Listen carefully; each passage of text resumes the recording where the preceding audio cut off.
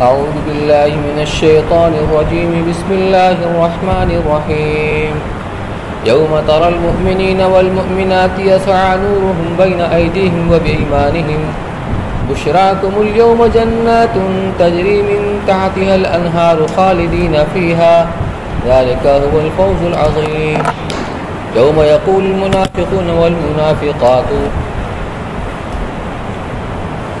يوم يقول المنافقون والمنافقات للذين آمنوا انظرونا نقتبس من نوركم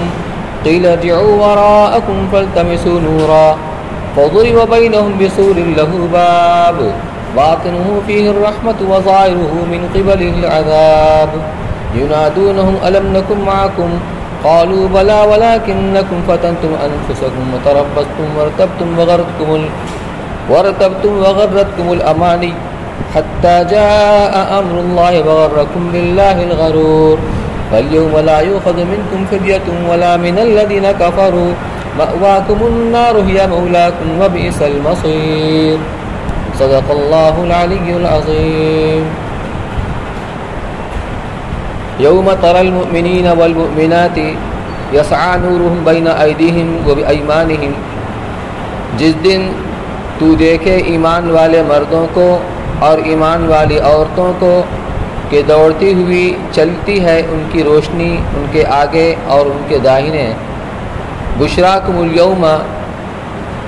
خوشخبری ہے تم کو آج کے دن جنات تجری من تحت الانہار خالدین فیہا خوشخبری ہے تم کو آج کے دن باغ ہیں کہ نیچے بہتی ہیں جن کے نہریں سدا رہو ان میں ذالک هو الفوز العظیم یہ جو ہے یہی ہے بڑی مراد ملنی یوم یقول المنافقون والمنافقات للذین آمنوا جس دن کہیں گے دغاباز مرد اور عورتیں ایمان والوں کو انظرونا نقتبس من نورکم راہ دیکھو ہماری ہم بھی روشنی لیں تمہارے نور سے قیل ارجعوا وراءکم فالتمسوا نورا کوئی کہے گا لوٹ جاؤ پیچھے پھر ڈھونڈ لو روشنی فضرب بینہم بسور لہ باب پھر کھڑی کر دی جائے ان کے بیچ میں ایک دیوار باطنہ فی الرحمۃ وظاہرہ من قبلہ العذاب جس میں ہوگا دروازہ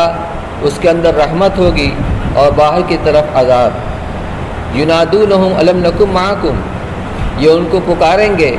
کیا ہم نہ تھے تمہارے ساتھ قالوا بلا ولکنکم فتنتم انفسکم وتربصتم وارتبتم کہیں گے کیوں نہیں لیکن تم نے بچلا دیا اپنے آپ کو اور راہ دیکھتے رہے اور دھوکے میں پڑے اور بہک گئے وغرتکم الامانی حتی جاء امر اللہ وغرکم باللہ الغرور اور بہک گئے اپنے خیالوں پر یہاں تک کہ آ پہنچا حکم اللہ کا اور تم کو بہکا دیا اللہ کے نام سے اس دغاباز نے فَالْيَوْمَ لَا يُؤْخَذُ مِنْكُمْ فِدْيَةٌ وَلَا مِنَ الَّذِينَ كَفَرُوا سو آج تم سے قبول نہ ہوگا فدیہ دینا اور نہ منکروں سے مأواکم النار تم سب کا گھر دوزخ ہے یا مولاکم وبئس المصیر وہی ہے رفیق تمہاری اور بری جگہ جا پہنچے یہ صورت اس کے شروع میں ابتدائی آیات سے لے کر آیت نمبر 6 تک اس میں توحید کے دلائل اللہ تعالیٰ نے بیان فرمائے تھے کہ وہ اللہ جو معبود حقیقی ہے اس کے علاوہ کوئی معبود نہیں اس کی یہ کارنامے ہیں اس کے کمالات ہیں اس کے قدرت کے شاہکار ہیں تو توحید کے دلائل کا بیان تھا اس کے بعد آیت نمبر 7 سے آیت نمبر 11 تک جو گزشتہ جمعہ اس کی تفسیر بیان کی گئی اس میں اسی توحید کے اقرار کا اور اللہ پر ایمان لانے کا مطالبہ تھا اور ساتھ ساتھ جو اعمال ایمان کی تکمیل کے لیے ہوتے ہیں اس لیے کہ ایمان کی حقیقت وہ ہے اذعان قلبی تصدیق بالجنان دل سے اللہ کی وحدانیت کا اس کے معبود حقیقی ہونے کا اقرار کرنا تو ایمان کا جو محل ہے وہ ہے قلب لیکن لوگوں کے سامنے ظاہر کیسے ہو کہ یہ مسلمان ہے کہ نہیں یہ ایمان والا ہے کہ نہیں اس کے لیے زبان سے اقرار کرنا ضروری ہے جس ایمان کا دل کے اندر یقین ہے اس کا زبان سے اقرار کرنا ضروری ہے، جس کو کہتے ہیں اظہار باللسان۔ اور جو ایمانی اعمال ہوتے ہیں جب بندہ ان کو اختیار کرتا ہے تو اس سے اس کی ایمان کے اندر کمال پیدا ہوتا ہے، ایمان کامل ہوتا ہے، اس کو کہتے ہیں عمل بالارکان۔ تو ایمان کا مطالبہ تھا، اور ان اعمال میں سے جو بندے کے ایمان کے اندر کمال پیدا کرتے ہیں ایک عمل انفاق فی سبیل اللہ کا مطالبہ تھا۔ اب یہاں سے جو واقعہ بیان کیا جا رہا ہے محشر کے اندر جو وقوع پذیر ہوگا، جو ظہور پذیر ہوگا، اس میں اس بات کا گویا کہ اظہار کیا گیا ہے، بتایا گیا ہے کہ ایمان وہ معتبر ہوگا کہ جس میں زبان سے اقرار کے ساتھ ساتھ دل کے اندر یقین بھی ہونا چاہیے۔ دیکھیے دو الگ الگ چیزیں، ایک تو ہے دل سے اللہ کی وحدانیت کا یقین کرنا، اس یقین کا اعتبار جب ہی ہوگا جب بندہ زبان سے اس کا اقرار کرے گا، ٹھیک ہے؟ تو دل میں یقین تو ہے لیکن اس کا اعتبار کب ہوگا؟ جب وہ بندہ زبان سے اس کا اظہار کرے گا، کلمہ پڑھے گا۔ اور ایک یہ ہے کہ بندہ زبان سے اقرار تو کرے لیکن دل کے اندر اس کے یقین نہ ہو، زبان سے لاکھ اظہار کرتا رہے اور ایمان مسلمانوں جیسے اعمال بھی اختیار کرتا رہے لیکن دل کے اندر اللہ کے وحدانیت کا، اس کے معبود حقیقی ہونے کا یقین نہیں ہے، تو اس اقرار اور اس اعمال کا کوئی اعتبار نہیں ہے۔ یہاں سے اسی کو بتایا جا رہا ہے منافق ان کو کہا جاتا ہے جو زبان سے تو اپنے مسلمان ہونے کو ظاہر کرتے ہیں لیکن دل کے اندر کھوٹ ہے، دل کے اندر نفاق اور کفر بھرا ہوا ہے۔ تو اس کا بیان ہے، یہ منظر کشی کی گئی ہے محشر میں، چونکہ مختلف مراحل پیش آتے رہتے ہیں، کبھی کسی مرحلے میں کچھ ہوتا ہے، کسی مرحلے میں کچھ ہوتا ہے۔ ایک مرحلہ پیش آئے گا، قرآن میں ہے یوم یکشف عن ساق ویدعون الی السجود فلا یستطیعون، جس دن ساق کی تجلی ہوگی۔ عربی میں ساق کے معنی آتے ہیں پنڈلی کے۔ اب یہ اللہ کی پنڈلی کیسی ہوگی؟ تو اس میں ہمیں حکم یہ ہے کہ قرآن میں جس طریقے سے جو بات ارشاد فرمائی گئی اس پر ہمارا اجمالاً ایمان ہو، اس کی تفصیل کیا ہے اور کیفیت کیا ہوگی یہ ہم اللہ کے حوالے کرتے ہیں۔ کما یلیق بشانہ، جیسا کہ اللہ کی جناب کے شان ہے، لیکن اس پر ہمارا ایمان ہے کہ اللہ نے فرمایا کہ ساق کی تجلی ہوگی، پنڈلی کی تجلی ہوگی، تو وہ تجلی ہوگی۔ اس کے بعد وہاں جو ایمان والے ہوں گے، اللہ کے نیک بندے ہوں گے، مسلمان بندے ہوں گے، ان کو نور تقسیم کیا جائے گا، کیونکہ آگے جو ان کی گزرگاہ ہے، جس راستے سے انہیں گزر کر جنت کے اندر جانا ہے، وہ انتہائی تاریک اور اندھیرا راستہ ہے۔ تو اندھیرے میں چلنے کی روشنی کا ہونا ضروری ہے، تو ان کو نور ایمانی تقسیم کیا جائے گا، لیکن اس کے اندر فرق مراتب ہوں گے۔ جس کا ایمان جس درجے کا ہوگا، جتنا کامل ایمان والا ہوگا، اس کو اس کے اعتبار سے زیادہ مقدار میں وہ نور اور روشنی دی جائے گی، لیکن جس کا ایمان کم درجے کا ہوگا اس کو اس کے اعتبار سے کم دی جائے گی۔ چنانچہ حدیث کے اندر یہ آتا ہے کہ کسی کو بڑے بڑے بادلوں کی مانند وہ نور دیا جائے گا، اتنی بڑی مقدار میں۔ کسی کو جیسے کھجور کا درخت ہے اس کے اعتبار سے اس مقدار میں اس کو نور دیا جائے گا، کسی کو اس سے کم دیا جائے گا، حتیٰ کہ ایسے بھی ایمان والے ہوں گے جن کو وہ نور دیا جائے گا جیسے انگوٹھا ہوتا ہے، ہاتھ کا یا پاؤں کا انگوٹھا، تو انگوٹھے کے بقدر اس کو نور دیا جائے گا، روشنی دی جائے گی۔ اب تاریک رات کے اندر اتنی معمولی روشنی کیا کام کرے گی؟ لیکن بہرحال کہتے ہیں کہ نہیں سے کم ہاں تو ہے۔ کیفیت کیا ہوگی؟ آگے جب وہ چلیں گے تو پل صراط آئے گا، عربی میں اس کو صراط کہتے ہیں اور اردو میں پل صراط بولتے ہیں۔ جہنم کے اوپر یہ پل بچھایا جائے گا اور جنتی لوگ اس پر سے گزر کر کے جنت پہ جائیں گے۔ قرآن میں وَإِن مِّنكُمْ إِلَّا وَارِدُهَا كَانَ عَلَىٰ رَبِّكَ حَتْمًا مَّقْضِيًّا، کہ کوئی بھی نہیں بچے گا، ہر ایک کو اس پر سے گزرنا ہوگا۔ اب گزرنے والے میں کون ہوں گے؟ گزرنے والے میں کامل ایمان والے بھی ہوں گے اور کم درجے کے ایمان والے بھی ہوں گے۔ چنانچہ روایت کے اندر آتا ہے کہ جو کامل درجے کے ایمان والے ہوں گے، جس کو بتایا گیا کہ بادل کے برابر ان کو وہ نور ملے گا، روشنی ملے گی، تو ایسے گزر جائیں گے جیسے بجلی کہ آسمان پر چمکتی ہے اور فوراً زمین پر، تو ان کو اس کو پار کرنے میں وقت ہی نہیں لگے گا، بجلی کی طرح گزر جائیں گے۔ جو کم درجے کے ایمان والے ہوں گے، بات تو اس میں تیز ہواؤں کی طرح، آندھی کی طرح گزر جائیں گے، لیکن جو کم درجے کے ایمان والے ہوں گے، جن کو جو وہ نور ملے گا وہ انگوٹھے کے برابر بقدر ملے گا، تو یہ اس پر چلیں گے تو صحیح، لیکن کبھی گھسٹتے ہوئے چلیں گے، کبھی کھڑے ہو کر چلیں گے، پھر کبھی بیٹھ جائیں گے، اور وہ نور جیسے جگنو کبھی چمکتا ہے کبھی بجھ جاتا ہے، تو اس میں چلتے رہیں گے۔ وہ پل صراط تلوار کی طرح تیز ہے اور انتہائی اس کے اوپر پھسلن ہے۔ جہنم میں بہت سارے آنکڑے ہوں گے جس کو سنڈاسیاں بولتے ہیں۔ اس کو کیسے بتایا جائے؟ گنے کی جو مل ہوتی ہے، جہاں چینی کی مل جو ہوتی ہے، جہاں چینی بنتی ہے، تو وہ ٹرک جو ہے تو گنا لد کر کے لوڈ کر کے آتا ہے۔ تو جیسے ریلوے کی ٹریک ہوتی ہے، یہ ٹریک اوپر بنی ہوئی ہوتی ہے اور اس پر گاڑیاں چلتی رہتی ہیں، اور اس میں سے وہ سڑسی کی طرح سے آنکڑا رہتا ہے۔ تو وہ ٹرک کے اوپر جب آتا ہے تو ڈھیر سارا گنا اٹھا کر کے اور جا کر وہ جو کیا کہتے ہیں پٹا چلتا رہتا ہے، جیسے وہ ایئرپورٹ پر ہوتا ہے، اسی پر ڈالتا رہتا ہے، وہ آگے بڑھتا رہتا ہے، اس کے مختلف مراحل ہوتے ہیں۔ تو اس طرح کے آنکڑے ہوں گے، سنڈاسیاں ہوں گی، جن کے بارے میں اللہ کا حکم ہوگا تو ان کو خروش لگائیں گے۔ ان گزرنے والوں کو، جو کمزور ایمان والے ہوں گے ان کی خروش بھی لگے گی، لیکن بہرحال وہ بچتے بچاتے اس پل صراط سے پار گزر جائیں گے اللہ کے فضل سے۔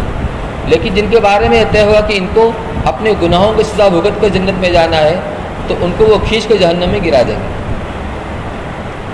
رہ گئے منافقین، ان کا معاملہ، یہ آیت جو آپ کو پڑھی گئی ہے ابھی آپ کو اس کی تفصیل بتائی جا رہی ہے۔ باقی جو مشرکین اور کافر ہوں گے ان کو جہنم کے دروازے سے پہلے ہی اندر ان کو گھسا دیا جائے گا۔ اب آپ اس کی تفصیلات دیکھیے۔ جس دن کے اے مخاطب تو دیکھے گا، یا خطاب حضور صلی اللہ علیہ وسلم کو ہے کہ جس دن آپ دیکھیں گے ایمان والے مرد اور ایمان والی عورتیں کہ ان کا نور ان کے سامنے اور ان کے دائیں طرف دوڑ رہا ہوگا، چل رہا ہوگا۔ اب یہ نور جو ان کو دیا جائے گویا کہ یہ رہبری بھی کر رہا ہوگا کہ ان کو جنت میں جانا ہے تو وہاں جانے کے لیے رہبری بھی کر رہا ہوگا، یہ اسی نور کی روشنی میں اس کے پیچھے پیچھے چلے جائیں گے۔ یہاں فرمایا بین ایدیہم، اس کے معنی آتے ہیں ان کے سامنے کی طرف، اور بایمانہم اس کا مطلب ان کے دائیں طرف۔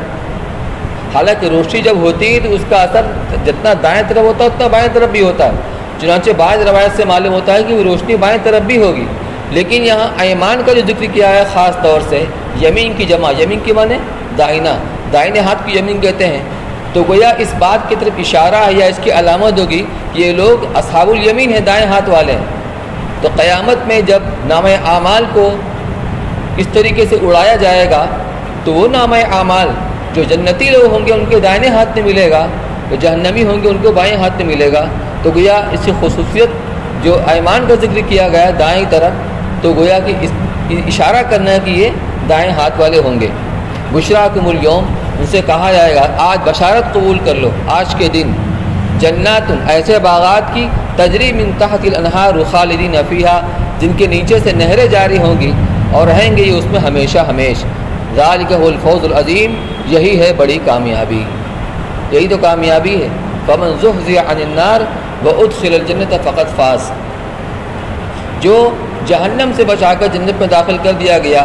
وہ کامیاب ہو گیا۔ اس سے کہ جنت ایسی جگہ ہے کہ وہاں جانے کے بعد نہ کوئی خود سے نکلے گا نہ اس کو نکالا جائے گا، اس سے بڑی کامیابی اور کیا ہوگی۔ یوم یقول المنافقون والمنافقات للذین آمنوا انظرونا نقتبس من نورکم، جس دن منافق مرد اور منافق عورتیں ایمان والوں سے کہیں گے ذرا ٹھہر جاؤ، انظرونا ہماری رعایت کرو، ذرا ٹھہر جاؤ، نقتبس من نورکم، ہم تمہارے نور سے فائدہ اٹھا لیں، ہم تمہارے نور سے فائدہ اٹھا لیں۔ جیسے اندھیری رات میں کوئی ٹارچ لے کے چلتا ہے اور کسی کے پاس ٹارچ نہیں ہوتی ہے تو وہ چاہتا ہے کہ اس کے ٹارچ کی روشنی میں وہ چلا جائے، لیکن فاصلہ زیادہ ہو جاتا ہے تو اس کو آواز دینی پڑتی ہے ذرا سا آپ ٹھہر جائیے، رک جائیے تاکہ میں آپ کے ساتھ ہو جاؤں اور آپ کی روشنی سے میں بھی فائدہ اٹھا لوں۔ تو چونکہ منافق کے پاس ایمان تو ہے نہیں، وہ ایمان معتبر نہیں ہے جو زبان سے صرف آدمی اس کا اظہار کرے لیکن دل کے اندر ایمان نہ ہو۔ یخادعون اللہ والذین آمنوا، قرآن میں فرمایا گیا یہ اپنی زبان سے صرف ایمان کی اظہار کر کے دل میں ایمان نہیں ہے، یہ دھوکہ دیتے ہیں اللہ کو اور ایمان والوں کو، حالانکہ اللہ کو دھوکہ نہیں دے سکتے ہیں، یہ تو اپنے آپ کو دھوکہ دے رہے ہیں۔ یہ دھوکہ آج کھلے گا۔ دنیا میں بہت چالاک بنتے تھے، وَإِذَا خَلَوْا إِلَىٰ شَيَاطِينِهِمْ قَالُوا إِنَّا مَعَكُمْ وَإِذَا لَقُوا الَّذِينَ آمَنُوا قَالُوا آمَنَّا۔ جب یہ منافقین ایمان والوں کے پاس آتے اور ان کے پاس اٹھتے بیٹھتے تو کہتے کہ ہم بھی مسلمان ہیں، ہم تو ایمان لا چکے ہیں، ان سے یوں کہتے ہیں وَإِذَا خَلَوْا إِلَىٰ شَيَاطِينِهِمْ قَالُوا إِنَّا مَعَكُمْ، اور جب اپنے شیاطین اپنے چودھریوں کے پاس جاتے تھے جو کہ حقیقت میں مسلمان نہیں تھے، انا منافق تھے، یا وہ یہودی تھے یا مشرک تھے، جب ان کے پاس جاتے اور ان کو وہ ملامت کرتے کہ تم یہ کیا کہہ رہے ہو، ان سے کہتے کہ ہم ایمان والے ہو گئے، تو کہتے کہ ہم دل سے تمہارے ساتھ ہیں اور ہم تو ان سے مذاق کر رہے تھے، استہزاء کر رہے تھے۔ تو وہ جو دھوکہ دے رہے تھے مسلمانوں کو، آج وہ دھوکہ انہیں کے اوپر الٹ جائے گا کہ جو اخلاص والے تھے، ایمان والے تھے، ان کو ایمان کے وقت روشنی ملے گی، اس روشنی میں وہ جہنم کے پل صراط پار کر لیں گے، اور تمہارے اندر ایمان تو تھا نہیں، تو دھوکہ دے رہے تھے۔ اس لیے ہو سکتا ہے کہ شروع میں ان کو کچھ تھوڑا بہت نور ملا ہو کہ بہرحال وہ مسلمانوں کی طرح سے نماز بھی پڑھتے تھے، روزہ بھی رکھتے تھے، اپنے کفر کو کیسے چھپائیں گے؟ مسلمانوں کی طرح سارے اعمال کرتے تھے، دل کے اندر کفر بھرا ہوا تھا، تو یہ اعمال کرتے تھے ظاہرداری کے طور پر اپنے نفاق کو چھپانے کے لیے، تو ممکن ہے کچھ نور ان کو تھوڑا سا دیا جائے گا شروع میں، لیکن چلتے چلتے وہ نور ان کا بجھا دیا جائے گا یا سلب کر لیا جائے گا، اب وہ اندھیرے میں ٹامک ٹوئیاں ماریں گے۔ تو آواز لگی ایمان والوں کو، قیل ارجعوا وراءکم فالتمسوا نورا، تو ان سے کہا جائے گا، اب یہ کہنے والے شاید وہی ایمان والے ہوں یا فرشتے ہوں، بہرحال جو بھی ہوگا ان سے کہا جائے گا کہ لوٹ جاؤ اپنے پیچھے کی طرف، وہیں جا کر نور کو تلاش کرو، جہاں نور تقسیم ہوا تھا وہیں چلے جاؤ۔ اس لیے کہ آج تو جس کے پاس جو نور ہے وہ اپنے نور سے کام لے گا، اس کے نور سے دوسرا کوئی کام نہیں لے سکتا، یہ دنیا نہیں ہے۔ تو وہ پیچھے کی طرف لوٹ جاؤ جہاں نور تقسیم ہوا تھا، تو یہ سن کر وہ پیچھے کی طرف لوٹیں گے، لیکن جب ادھر جائیں گے تو وہاں کچھ نہیں ملے گا، پھر لوٹ کر آئیں گے، جب ادھر لوٹ کر آئیں گے تو یہاں بھی کوئی نہیں، یہاں ایک آڑ ہوگی، ایک دیوار ہوگی، جس کی تفصیل آگے آ رہی ہے۔ فَضُرِبَ بَيْنَهُم بِسُورٍ لَهُ بَابٌ، تو ایک دیوار کھڑی کر دی جائے گی، ایک آڑ کھڑا کر دیا جائے گا ان کے درمیان میں، یعنی ایمان والے آگے ہوں گے یا پیچھے ہوں گے، درمیان میں ایک آڑ قائم کر دی جائے گی، لہو باب، جس میں ایک دروازہ ہوگا، باطنہ فی الرحمہ، کہ اس کے اندرونی حصے میں تو رحمت ہوگی، یعنی جنت اور اس کی نعمتیں ہوں گی، وظاہر من قبلہ العذاب، اور باہر کی طرف عذاب ہوگا۔ تو جس طرف منافقین ہوں گے ادھر جہنم ہوگی، جس طرف ایمان والے پہنچ چکے ہوں گے وہ جنت ہوگی، درمیان میں ایک آڑ ایک دیوار ہوگی جس کو آراف کہا گیا ہے۔ آراف عرف کی جمع ہے، عرف ہر چیز کے بالائی سے وہ کہا جاتا ہے، تو وہ موٹی دیوار ہوگی، جسے کیا کیفیت ہوگی اللہ ہی بہتر جانتے ہیں، اس کے اوپر جو لوگ ہوں گے ان کے اصحاب آراف کہا جاتا ہے۔ سورہ آراف کے اندر ان کا تفصیلی قصہ مذکور ہے کہ جنت والے جنت کے اندر ہوں گے، جہنم والے جہنم کے اندر ہوں گے، لیکن یہ روکے ہوئے ہوں گے اس لیے کہ ان کے نیک اور برے اعمال سب کے سب برابر ہیں، تو ان کے جو نیک اعمال ہیں جہنم میں جانے سے رکاوٹ بنیں گے، جہنم میں نہیں جائیں گے، لیکن جو ان کی برائیاں ہیں، ان کے سیئات ہیں، اس کی وجہ سے جنت پہ جانے سے روک دی جائیں گے، پھر اس کے بعد اللہ تعالیٰ اپنی رحمت سے ان کو بھی جنت میں داخل فرما دیں گے۔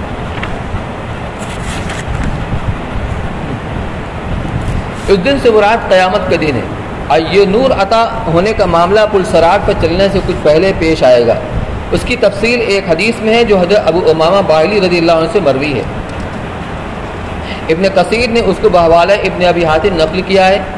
حدیث طویل ہے جس میں ابو امامہ رضی اللہ عنہ کا دمشق میں ایک جنازہ میں شریک ہونا اور فارغ ہونے کے بعد لوگوں کو موت اور آخرت کی یاد دلانے کے لیے موت اور قبر پھر حشر کے کچھ حالات بیان فرمانا مذکور ہے۔ اس کے چند جملوں کا ترجمہ یہاں پر ذکر کیا جاتا ہے، وہ یہ: پھر تم قبروں سے میدان حشر کی طرف منتقل کیے جاؤ گے، جس میں مختلف مراحل اور مواقف ہوں گے۔ ایک مرحلہ ایسا آئے گا کہ بحکم خدا بندی کچھ چہرے سفید اور روشن کر دیے جائیں گے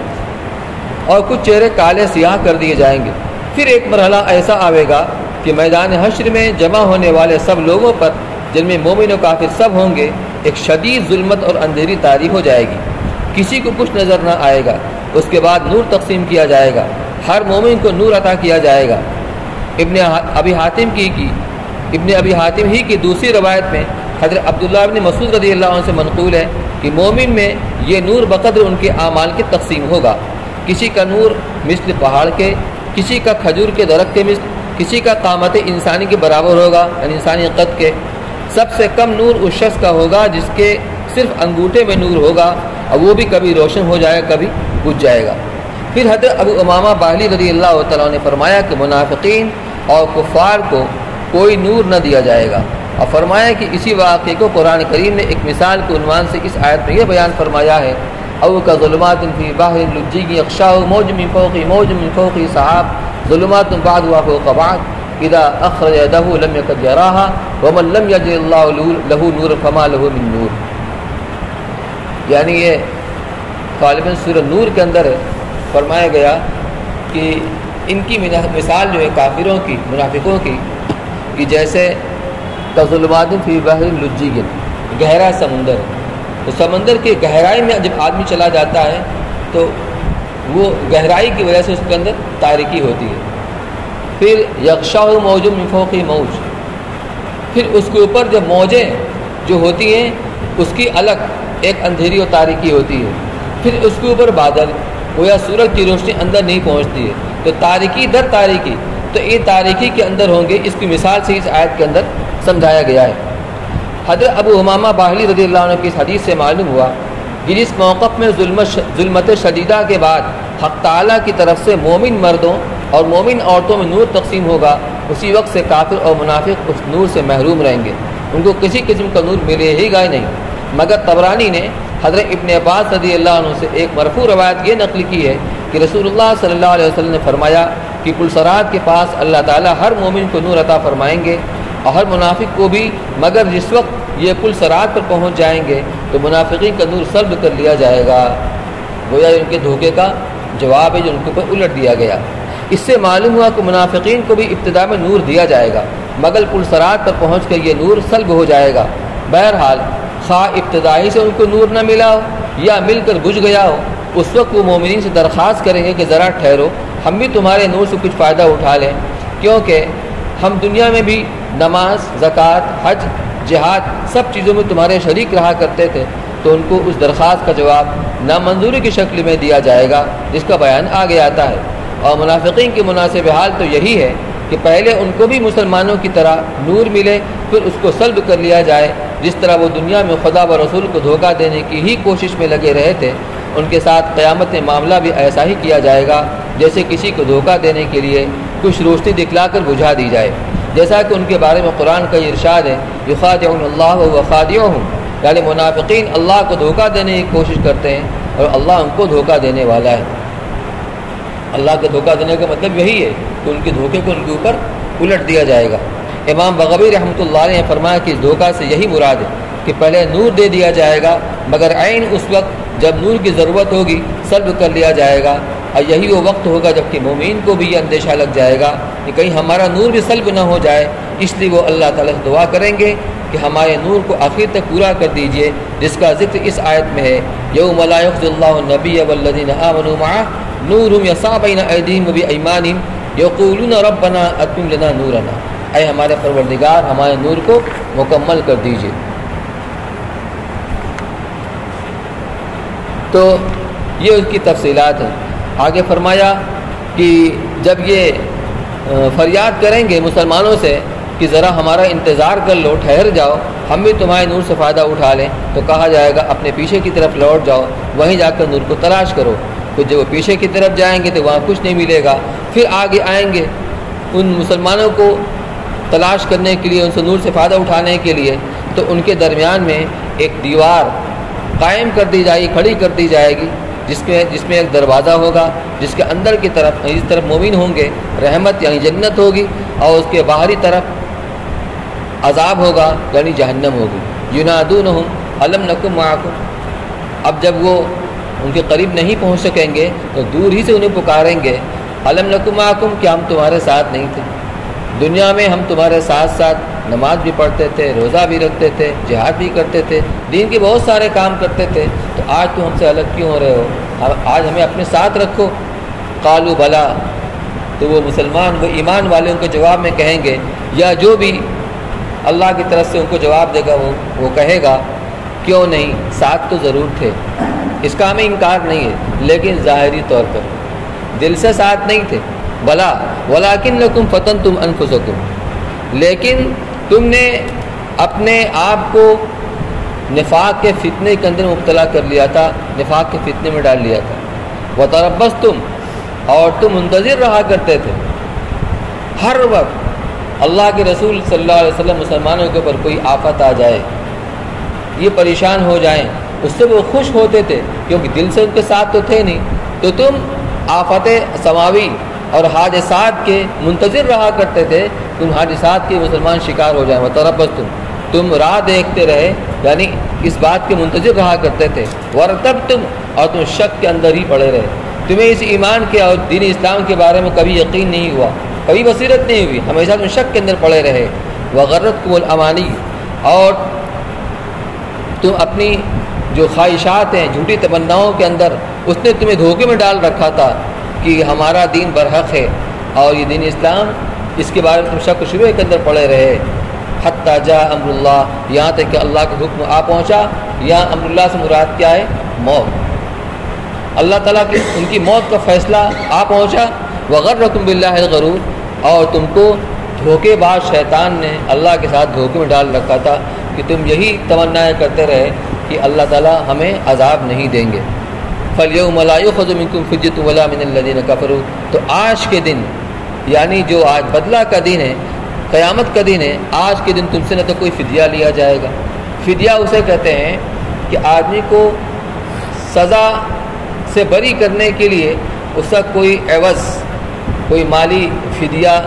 اس کو قبول کر لیا جائے۔ اول تو ان کے بس میں نہیں ہے، لیکن اگر ان کے اختیار میں بھی ہوتا تو بڑے سے بڑا فدیہ بھی ان سے قبول نہ کیا جاتا۔ تو آج کے دن تم سے کوئی فدیہ نہیں لیا جائے گا، ولا من الذین کفروا، اور نہ ہی کافروں سے کوئی فدیہ لیا جائے گا۔ مأواکم النار، تمہارا ٹھکانہ دوزخ ہے، یا مولاکم، یہ بدترین تمہارا رفیق ہے، وبئس المصیر، اور بری جگہ ہے پہنچنے کی۔ تو یہ قیامت کا دن اور محشر کے دن میں یہ حالات پیش آئیں گے۔ وہاں انسان وہی کامیاب ہوگا جو اس دنیا میں ایمان اور اعمال کے ساتھ زندگی اس نے گزر بسر کی ہوگی۔ اور ایمان اللہ نے اپنے فضل سے ہمیں عطا فرمایا ہے، ہمیں بار بار اس پر اللہ کا شکر ادا کرنا چاہیے۔ لئن شکرتم لازیدنکم، اگر تم شکر ادا کرو گے تو ہم نعمتوں کے اندر اور اضافہ کریں گے،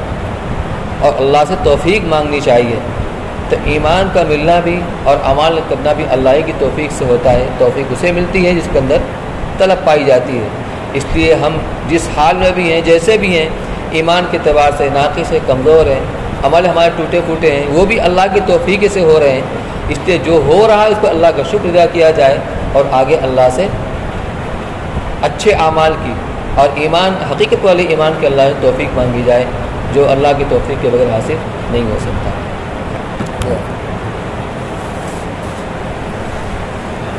اللهم صل على سيدنا وشفيعنا ونبينا مولانا محمد وبارك وسلم۔ ربنا ظلمنا انفسنا وان لم تغفر لنا وترحمنا لنكونن من الخاسرين۔ الہ العالمین، ہم سب کے یہاں جمع کو بے انتہا قبول فرما۔ یا اللہ ہمارے گناہوں کو معاف فرما، یا اللہ ہمارے سیئات کو ہمارے حسنات سے مبدل فرما۔ یا اللہ تم نے ایمان عطا فرمایا، یا اللہ ہمیں تیرا فضل، تیرا کرم، تیرا احسان ہے۔ اے اللہ اس ایمان کی حفاظت کرنے کی توفیق نصیب فرما۔ اے اللہ ایمان کے اوپر خاتمہ ہمارا مقدر فرما، ایمانی عمال اختیار کرنے کی توفیق نصیب فرما۔ ہمارے ایمان میں حقیقت پیدا فرما دے، ہمارے ایمان کے اندر کمال پیدا فرما دے۔ اے اللہ ٹوٹے پھوٹے طریقے سے جو کچھ ہو رہا ہے تیری توفیق سے ہو رہا ہے۔ اے اللہ اپنے کرم سے، اپنے فضل سے جو ایمان کے میں عطا فرمایا ہے، اے اللہ اس ایمان میں کامل فرما دے، ہمارے عمل کے اندر اخلاص پیدا فرما دے، ہمارے اعمال کے اندر، ہمارے اخلاق کے اندر اے اللہ اس کی اصلاح فرما دے۔ اے اللہ ہمیں تم مرضیات کو چلنے کی توفیق نصیب فرما، امت کے حال پر رحم فرما، امت کے جان مال کی عزت و آبرو کی حفاظت فرما۔ اے اللہ امت کی زندگی میں 100% دین کو زندہ فرما۔ اے اللہ اس میں ہماری سے پوری امت کی، پوری انسانیت کی حفاظت فرما۔ اے اللہ آفت کے راحت کے فیصلے فرما. ربنا تقبل منا انك انت السميع العليم وتب علينا انك انت التواب الرحيم. وصلى الله تعالى على خير خلقه سيدنا محمد وعلى اله وصحبه اجمعين برحمتك.